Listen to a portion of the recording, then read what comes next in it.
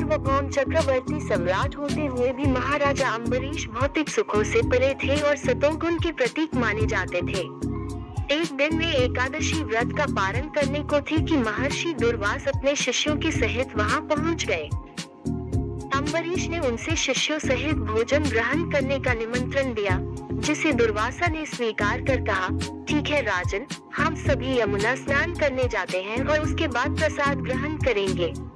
महर्षि को लौटने में विलंब हो गया और अम्बरीश के व्रत पारण की घड़ी आ पहुंची।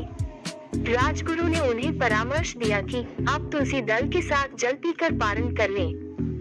इससे पारण विधि भी हो जाएगी और दुर्वासा को भोजन कराने से पूर्व ही पारण करके पाप से भी बच जाएंगे।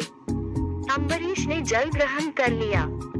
दुर्वासा मुनि लौटे तो उन्होंने योग बल से राजन का पारण जान लिया और इसे अपना अपमान समझकर महर्षि ने क्रोधित होकर अपनी एक जटा नौची और अम्बरीश पर फेंक दी। वो कृत्या नामक राक्षसी बनकर राजन पर दौड़ी।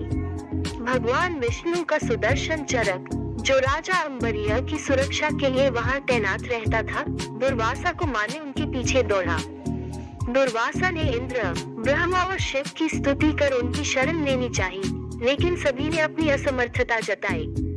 लाचार होकर वे शेषशायी विष्णु की शरण गए, जिनका सुदर्शन चक्र अभी भी मुनि का पीछा कर रहा था।